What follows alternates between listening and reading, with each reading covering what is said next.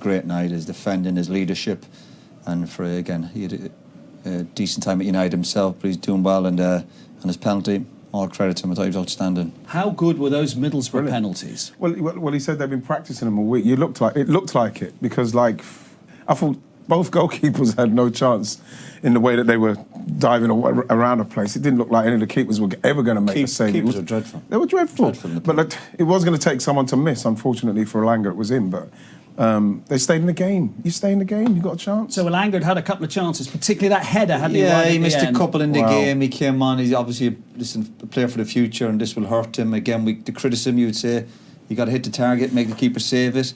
So it'll be that's a sore one to take. You know, you look at the penalty and you could see that, you know, when you get into the sudden death penalty takers, their technique goes because they're starting to think about, okay, I've got to score. Because he's leaning back. Everything he's doing there, he's leaning back. He's over the bar. It's exhausting watching penalties with him, isn't it? Because he's tried to read the body language of every penalty taker. I'm drained. I'm absolutely drained tonight from listening to him. Obviously, as if he'd never missed one himself. Yeah, well, that's what I know about him. They were good penalties, but the two goalkeepers were dreadful in the penalty shootout. Got nowhere near him. I thought Middlesbrough's penalties were brilliant, all of them. In the game itself, cliches are what they are because they're based upon the truth. And we were saying things like, they're not playing well, Middlesbrough, Man United are terrific, but they're only one down. They might get a break, you never know.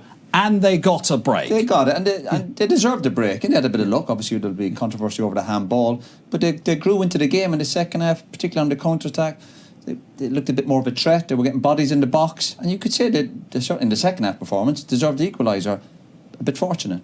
You could feel it with the crowd. We could see the crowd right here. You could feel, as that game was going, you know, the chances. And we're not talking about half chance, talking about proper gilt-edged chances. Ronaldo's penalty, when you see him miss the whole target. You know, Bruno's chance. You know, everything's set up for a cup upset. The only way this could be disallowed is if the referee or VAR had determined it was deliberate handball. The minute they said it was accidental and Watmore himself doesn't score, Crooks does, it has to be awarded. Not deliberate is there handball. any argument it's deliberate handball? Absolutely not deliberate there, because you look at him, he's actually trying to move his hand out of the way. It's just his momentum of his body, his arm. That's... I agree. I think it's accidental. And they're the rules. And